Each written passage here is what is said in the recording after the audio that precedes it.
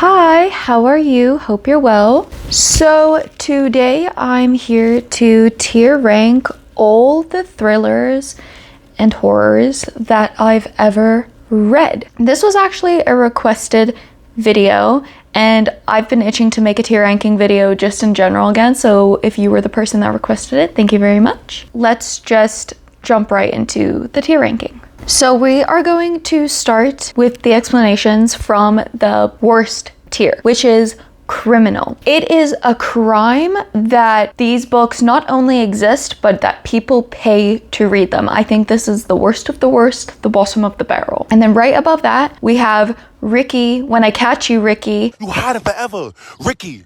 When I catch you, Ricky. Ricky, when I catch you, Ricky. Because I think these books are also criminal and belong in jail. However, they escaped jail. Bottom tier, in jail. Top tier, still looking for them.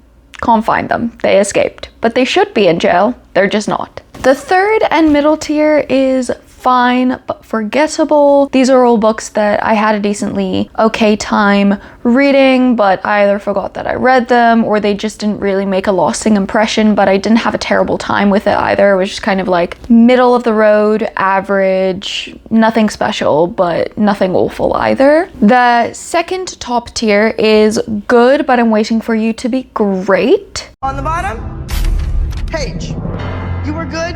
I'm waiting for you to be great. So I enjoyed these. I thought they were decently well written. The plot was interesting, the story was interesting, but they don't have that pizzazz that I'm looking for personally. And then we have the top tier, which is, it doesn't get any better than this. These are my top tier thrillers. These are the type of thrillers that I most enjoy. I think these are the best. And small caveat, my rankings are my own personal taste. It's not based off of if it's literature or not. It's just purely I had a good time and I loved every second of it, and it's really that simple. So as you can see, the first few books is actually the Housemaid trilogy, which if you don't know how I feel about these books yet, where have you been?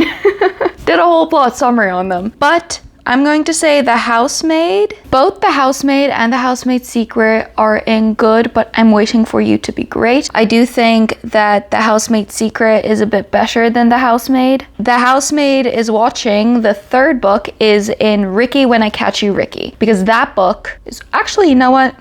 It's criminal. Criminal that people are paying to read this novel, and you shouldn't. If you want to know what happens, please just go watch my plot summary, because this book is not worth your time or your money. It's so bad, and I feel incredibly strongly about that. Nothing happens. Ugh. However, the Housemaid and the Housemaid's Secret I thought were personally decent, good. I had a fun time with both. They were kind of the realization for me that Freida hates fat people, but get it from your library. Don't buy it. If you want to buy it, secondhand, okay? Don't support her. Next, we have Stay Awake, which just was a bit difficult for me because I don't remember what I rated it. I don't remember reading it, but I remember having a bad time. Because I can't remember it, I'm going to be quite fair to it and put it in fine but forgettable, but this is not one that I would recommend. It's very much like the time loop trope where every time she wakes up, she thinks it's 2 years from the prior date. She it's kind of like 50 First Dates where she wakes up and thinks it's the same day every day. It's kind of like that, which gets very repetitive and boring very quickly. So I wouldn't recommend it, but it is fine if you really want to pick it up and are intrigued by it.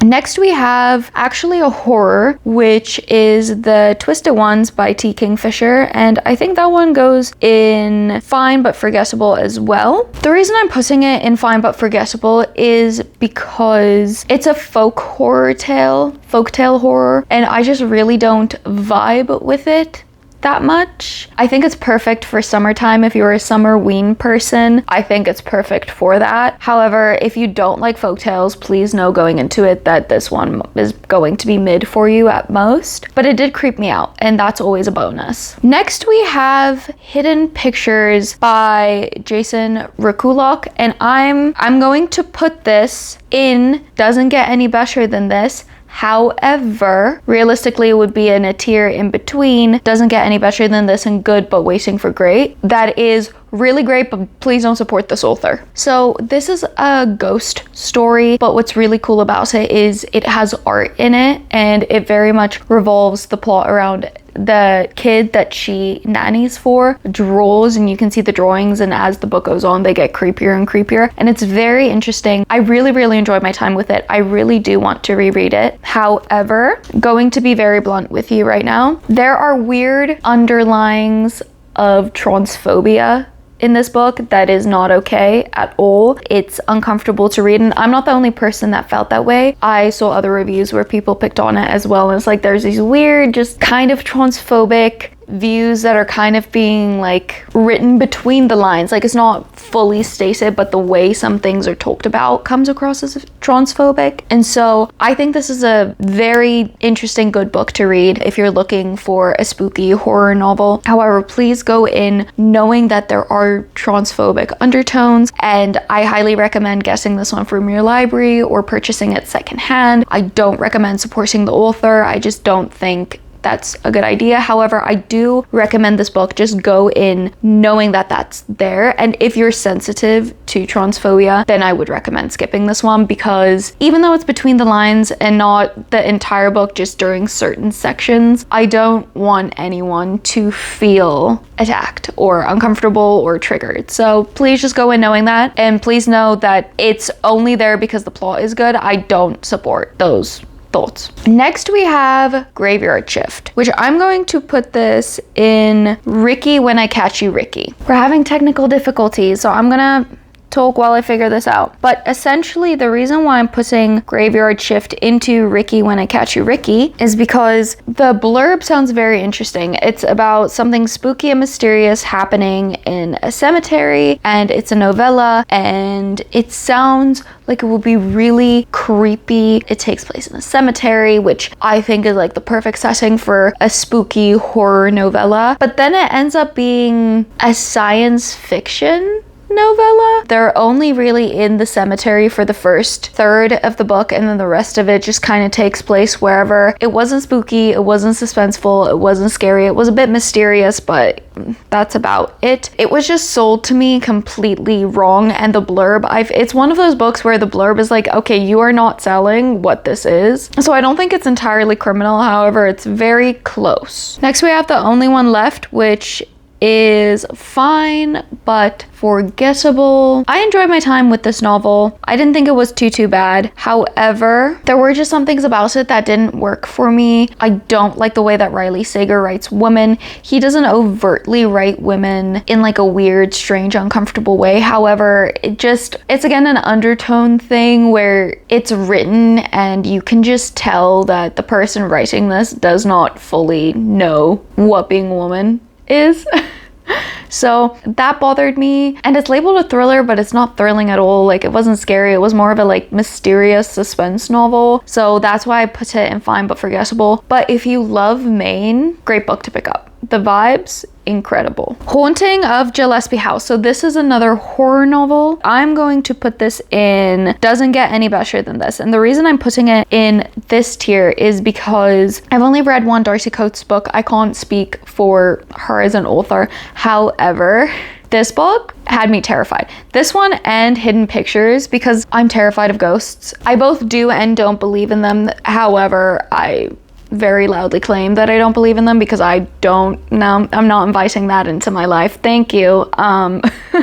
But I'm terrified of ghosts, and with both of these novels, I had to, like my bathroom, I was just so terrified. I had to go turn on the bathroom lights. Every time the AC clicked on, I would like actually jump. I had to put on cozy music on the TV to try and like get the sound to go away whenever the rubbish room is right there. Whenever someone went to go throw their rubbish away, I was terrified. So don't read this if you're terrified of ghosts and you don't want to be scared. Had a few nightmares when reading this, but when you pick up a horror novel, you're picking up to be scared, and so that's why I'm putting it in doesn't get any better than this, because these had me very scared. I think when I was reading Haunting of Gillespie House, I sleep closer to the doors, and then my fiance sleeps closer to the window. I had him switch spots with me for a night because I was so terrified and I was having nightmares.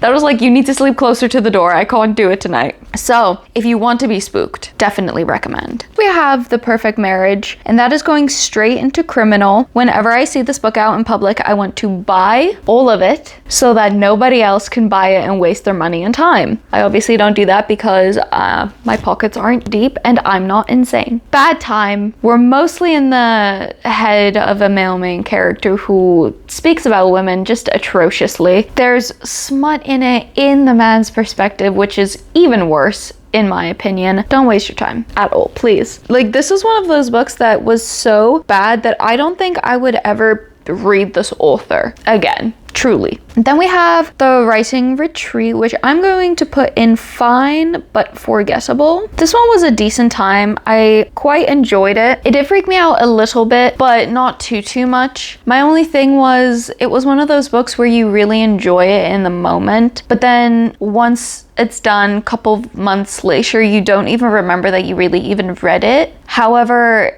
it in itself wasn't a bad book. I just don't think that it was memorable or necessarily anything too new or crazy, but it wasn't a bad time either. It's a little bit gay, which is always fun. I feel like you don't really see that too much in thrillers, so I would recommend it, but I just don't think it's life-changing. Next, we have The Hunting Party by Lucy Foley, and I'm going to put this in Ricky When I Catch You, Ricky. I'm going to be very honest with you. I read this many years ago at this point, at least 2 to 3 years ago. So I don't remember anything about it. I don't remember why. Actually, I do remember why I disliked it, but I can't tell you. Spoilers. But I didn't really like it. It just wasn't a good time. It was one of those books that I finished and I felt just physically and mentally bad because of how much I disliked this book. There are just some topics in it that made me feel icky personally, and so I wouldn't recommend this one, to be quite frank with you. Unfortunately, most of Lucy Foley's, spoiler, are going to not be recommended.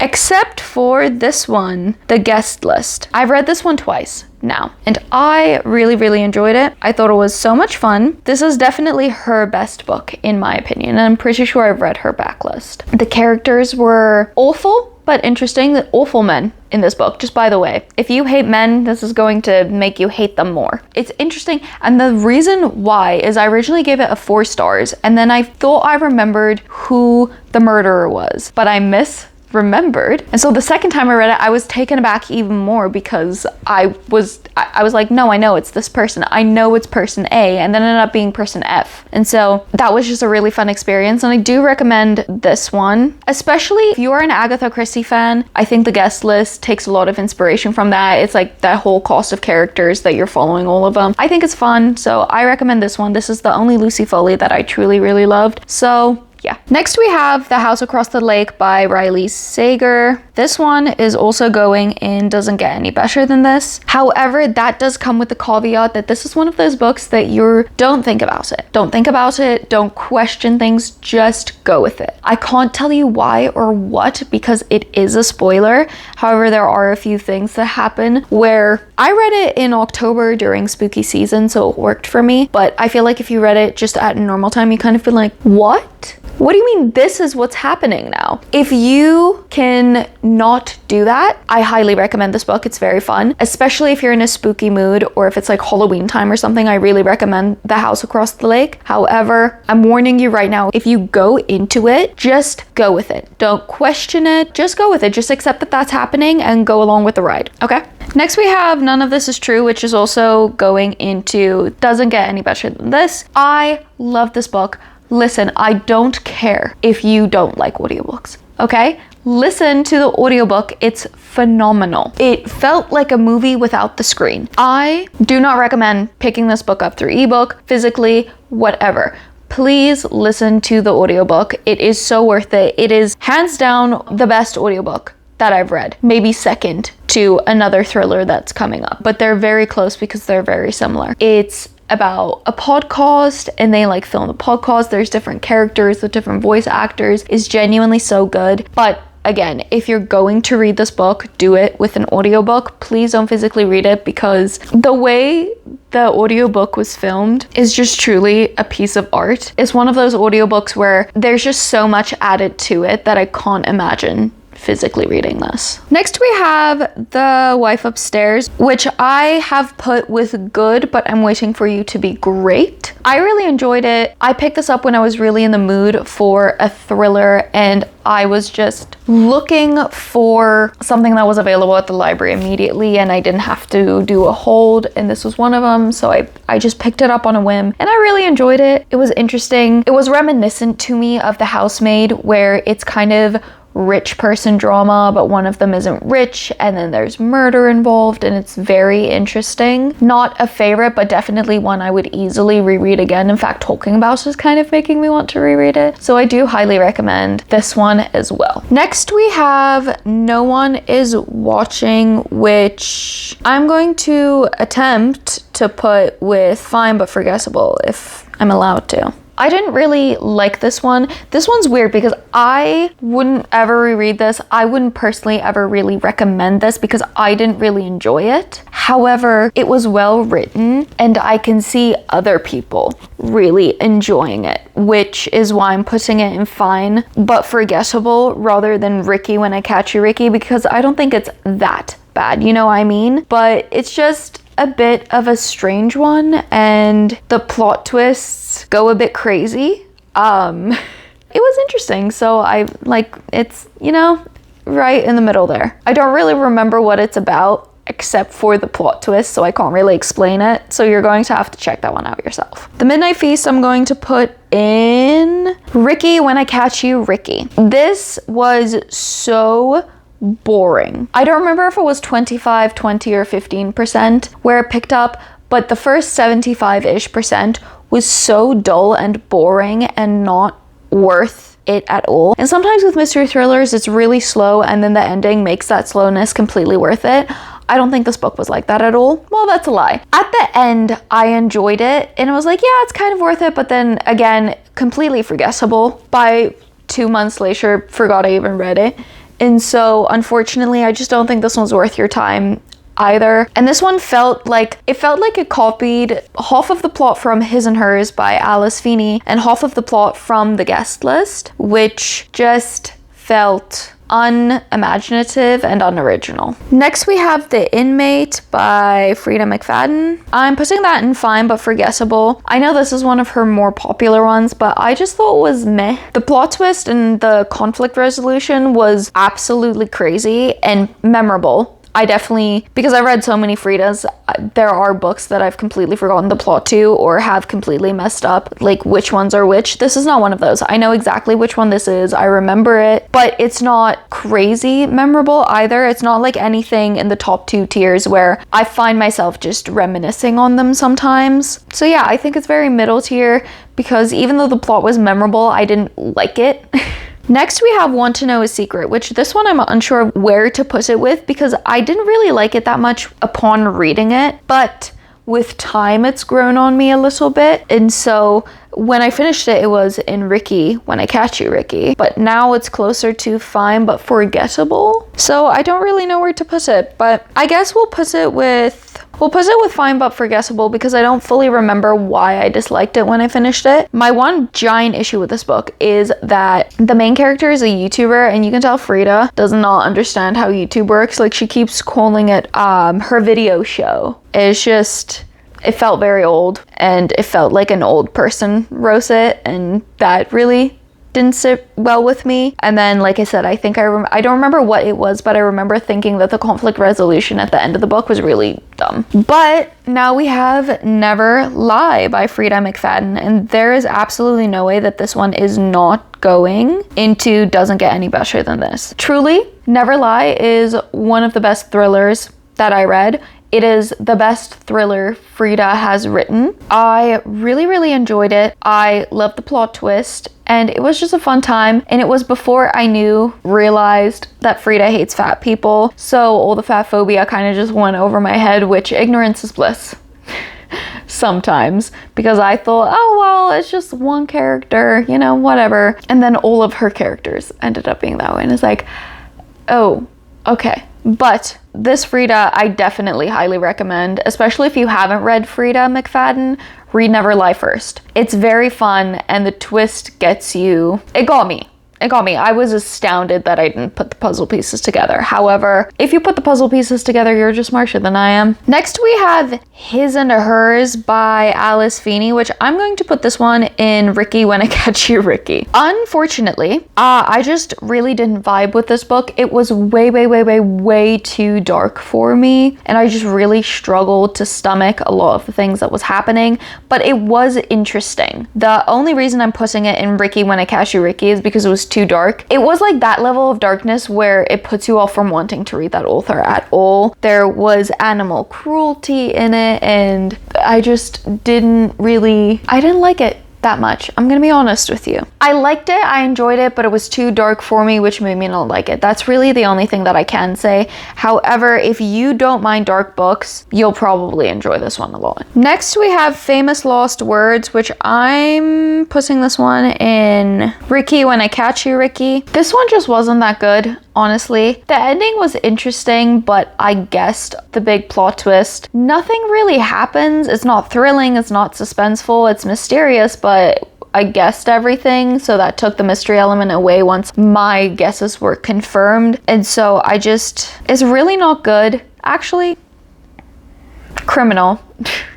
Because with a mystery suspenseful thriller, you need to have good plot twists, you need to have an interesting plot, you need to keep the reader at the edge of their seat. And I don't think this book had any of those. If it has two of the three elements, I'm still fine. Like if I guessed the plot twist, but it still kept me at the edge of its seat and the plot was interesting, that's fine, you know? But this didn't have any of the elements. And then next we have Reckless Girls by Rachel Hawkins, which I feel a bit unfair rating this because I know I really loved it in the moment. But then again, this one I also read 3 years ago. So at this point, I just really don't remember it that much because it was a long time ago. But I think based off of my initial feelings, this book is the book that got me into Rachel Hawkins, and I remember raving to it to my fiance. And so I'm going to put it in good, but I'm waiting for you to be great because it didn't stand the test of time. However, I don't know if any of these thrillers will stand the test of time. That will have to be seen. But Never Lie, I still think about a lot, and I read that 2 years ago, whereas I read Reckless Girl 3 years ago, and I forgot that I read it. But I think it's a really good novel, great time, really good for summer. It's about a shipwreck or a plane wreck on a deserted island, and I just remember being astounded by the plot twist. However, this was also one of the first thrillers that I read, so maybe it was just because I'm new to the genre, but I remember having a very good time with it. Next, we have Ward D, which goes straight to criminal. Waste of time, waste of money, waste of patience. I know a lot of people love this book. I know I'm in the minority. Every time someone hears my rating for Ward D, which I don't remember what it was, but it's low, they're astounded. They're like, this is my favorite. And I'm like, good for you. I'm happy you liked it. I really am. I didn't. I think I gave an extra star or extra half a star for Spider Dan, but that's about it. It was just boring. Nothing really happened. You're following a psychiatric ward nurse through her night shift, but half of it was just, ooh, the lights went out. Ooh, I'm tired, I'm taking a nap, but then I woke up because it felt like someone was watching me. And just really nothing was happening.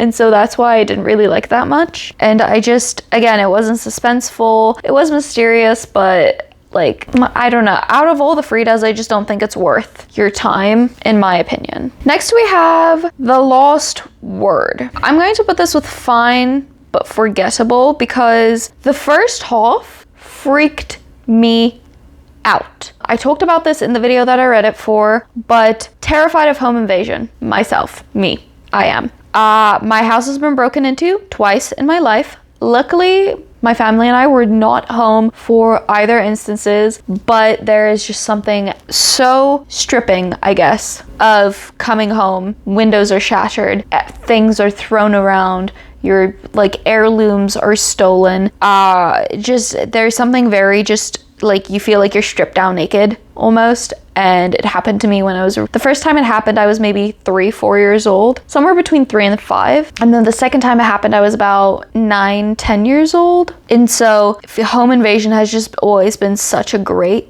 large fear of mine. And this is about an author hunting down a reader that gave her 1 star, and he tries and breaks into her house to kill her. And it's just like, it got me very, very scared during that first part. But then it turned a bit cartoony for a little bit. And then the ending was just wild.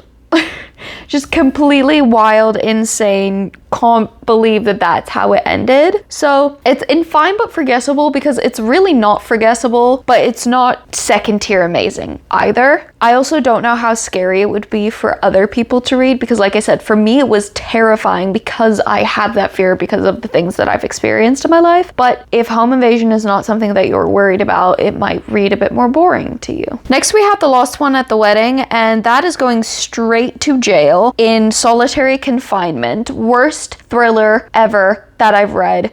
Pissed me off, made my concussion worse. I hit my head really, really, really hard on the corner of the mirror in my bathroom. If you watch my vlogs, you've probably seen me do my makeup in it at least once by now. So I was doing my makeup, and the mirror is a door that opens with a little medicine cabinet, and my pills fell out. So I bent down to pick up my pills and got up normally. Corner went right here. Went right there. Instant headache, felt awful. Miracle I wasn't bleeding. Honestly, it was a sharp corner. And then the next day, I had a headache, the lights were too bright, and so for 7 straight days, I was in the house, all the blinds closed with my little eye mask on. I couldn't really do anything except listen to YouTube videos and listen to audiobooks. I had to be in the dark because like the light would hurt my eyes. I couldn't look at my phone. I couldn't watch TV. I definitely couldn't read. I had a headache for 5 straight days. And then once I finally got better to the point where I could like be still in the dark, but not complete blackness, I would color whilst listening to an audiobook or listening to mostly video essays on YouTube that I didn't really need to watch. And this is one of the books that I chose to listen to during my concussion, and it made it worse. I woke up that day feeling 50% and I went to bed feeling 30%, and I listened to this that day. It was truly awful. Would not recommend. Bad, terrible, awful. I just... If you're curious on like a full spoiler review, let me know in the comments and I will post my review with spoilers in the comments. Next we have The Night Will Find You, and I think I'm gonna put that in fine but forgettable. This is another novel that my fiance's stepmom gave me. She almost exclusively reads mystery thrillers, and whenever there's a good one, she likes to give it to me to read. And this one was interesting. It wasn't bad by any means. It just wasn't a novel for me. I don't really remember what it's about too much. The only thing I really remember is she worked at NASA, or she's an astronomer or something, and there's a scene in the desert, and that's it. I don't remember it at all. I remember it being decently fine, but I didn't really like it, and it was just one of those books where it's like, I can tell other people would like this, but I don't. It's not for me, and I don't really remember it at all. So this one is kind of middle tier. I mean, it is middle tier. That's why I put it in the middle tier. Next we have Do Not Disturb, which this one is always difficult for me because I always mix up Do Not Disturb and The Locked Door by Freida McFadden. Like, I always mix them up because they both have like a door in the cover and they're not similar at all, but her books do blur together after a while, and just the covers being so similar and I read them very close to each other just messes with my brain. But Do Not Disturb, I believe that is about a woman hiding in a hotel and weird things happen in the hotel. It was fine, but it was forgettable. You know what, we're just gonna put The Locked Door with that one because, like I said, I don't remember which one's which a lot of the time. I enjoyed my time with both. They were lowly rated, but these books were at the point where I realized that I'm not a Freida fan, but her books just do something for me. And so most of her books are unfortunately like hate reads where I don't have a good time, but I want to know what happens. I'm interested, and it's just like I'm having a terrible time, but I'm not putting this down. So I'm gonna put both in fine but forgettable because I mixed them up. Do Not Disturb is about a woman hiding out in a hotel and weird things happen in the hotel, I'm pretty sure. And then The Locked Door is about a woman whose father was a serial killer. Between the two, I prefer The Locked Door a lot more, but they're both forgettable. Next we have The Girl in the Headlines, which when I read this, it was very meh. but then every once in a while I get an inkling to reread it.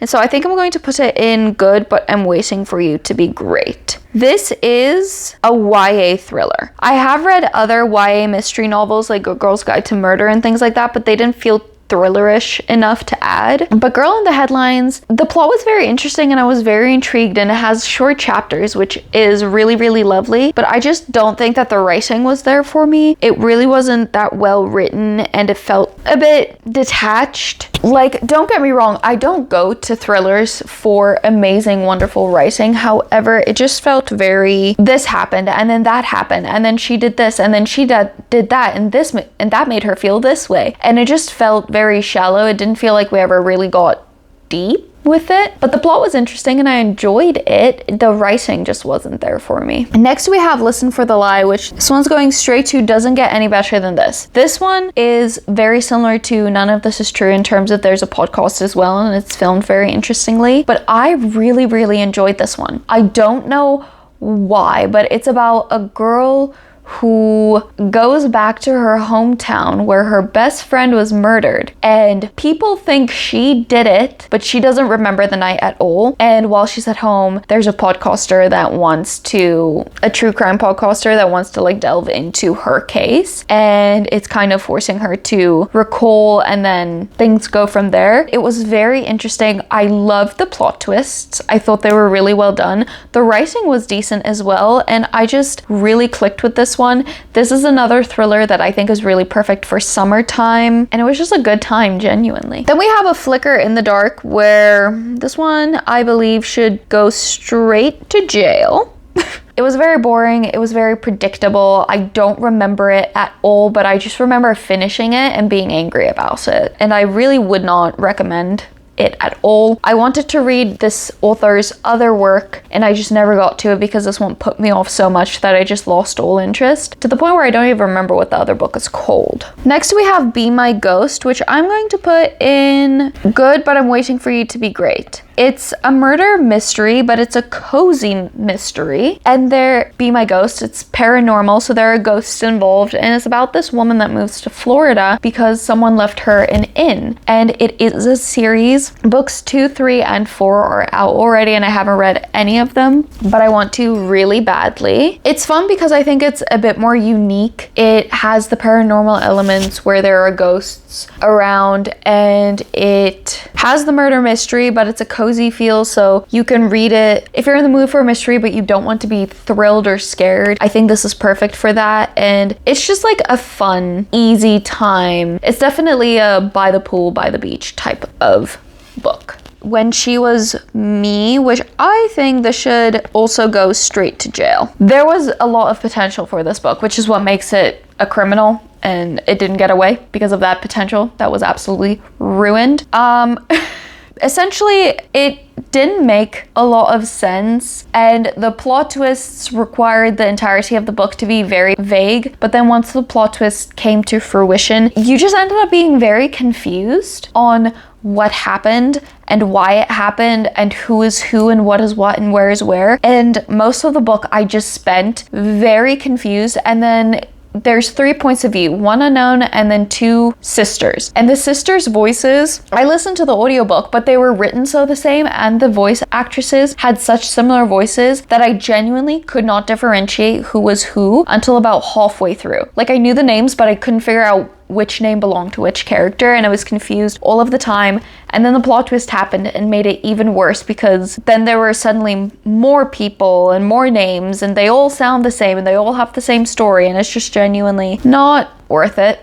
Next we have First Lie Wins, which I'm conflicted on putting this in Fine But Forgettable or Ricky When I Catch You, Ricky. I was really bored by this novel. I didn't think it was that great, but it has a very high average star rating, so I know I'm in the unpopular side of opinions. So for that, I think I'm gonna put it in Fine But Forgettable. It just wasn't my thing. It was, the way it read was just reminiscent of a type of novel and movie and story that I'm just not a fan of. The plot was not that interesting to me at all. So yeah. Next we have Wrong Place, Wrong Time. I'm going to put this in good, but I'm waiting for you to be great. And the reason was I enjoyed my time with it. I couldn't read it physically. I had to listen to the audiobook. book, but it was interesting. And I don't like time loop tropes or amnesia tropes or anything like that because I find it very, very repetitive. However, this one does it well because she goes back in time. So she essentially sees her son commit a murder, and then the next morning she wakes up and it's the day before. But then every time she goes to sleep, she goes back in time far enough to where she can figure out if she can or can't stop the murder and like why it happens. And so that's a very interesting way to go about it. It's a bit repetitive because every time she wakes up she's like, oh, I need to remember this, or did I forget this, or did it happen again? But because she goes back in time, every day is different. Overall, it was good. I don't think it was necessarily amazing or the best thing I'd ever read, but it's definitely top tier for me. Then we have A House at the Bottom of the Lake, which goes into Ricky When I Catch You, Ricky, because it was creepy, but it was also just boring. Like there were parts where I was freaked out and then I was just like bored and I didn't really click with it, and the resolution at the end was strange to me, and so I don't know, this book and I just did not click. And then we have The Paris Apartment, which goes into Fine but Forgettable. I enjoyed the plot twist. That was fun. I remember the plot twist at the end and how it was resolved, or not how it was resolved, but just the plot twist like at the 75-ish% mark. It was really interesting. However, up until that point, I don't remember anything that happened except the fact that I was really bored and checked out of it. Next we have The Only Survivors, which also goes straight to criminal. I've only read one book by Megan Miranda, but I tried to start another one, and her writing I just don't think is for me. It's so boring. It feels like nothing happens. There's nothing suspenseful. There's a bit of mystery, but it's not worth getting to the end. Her covers always look so interesting, which makes it so criminal that her books just are that bad to me. And she's just not an author I would recommend or really ever pick up. I definitely think I would give her another shot just out of interest sake to see if it was two duds or something, but for the most part, not my thing. And then last but not least, we have Jurassic Park, which we all know where this is going, don't we? It is going straight to Doesn't Get Any Better Than This. This is such an amazing novel. The only science fiction that I've ever read, and I absolutely loved it. It is so good. I really don't have words to just describe how good this is. If you're not a sci-fi person, please still read Jurassic Park. Ebook, physically, audiobook, I don't care. It's so good. Watch the film. It's a classic, and it's a classic for a reason. It's just outstanding. It's very scary, especially the Nedry scene. If you thought the scene in the film was freaky with Nedry, the book, worse. So much worse. There were so many points where I was like genuinely very, very freaked out, and I genuinely can't recommend Jurassic Park even more. But this is the entire tier list, so take a look. Definite recommendations are top 2 tiers. The middle tier, the yellow tier, is I recommend it, but only if it sounds interesting to you. The bottom tier, skip it. Even if it sounds interesting to you, skip it. And then the orange tier, I highly recommend skipping it, but if it's really, really, really calling your name, then why not give it a shot? But I wouldn't recommend it. And yeah, I hope that you found this helpful. If there are any other genres that you would like me to do, please let me know, because I like doing this. It's fun. It just takes me forever, and I won't do it on my iPad next time. I've learned my lesson. If you like me or my videos, I would really appreciate a like, comment, and subscribe if you feel like it. I hope you have a wonderful day. Thank you so much. Bye.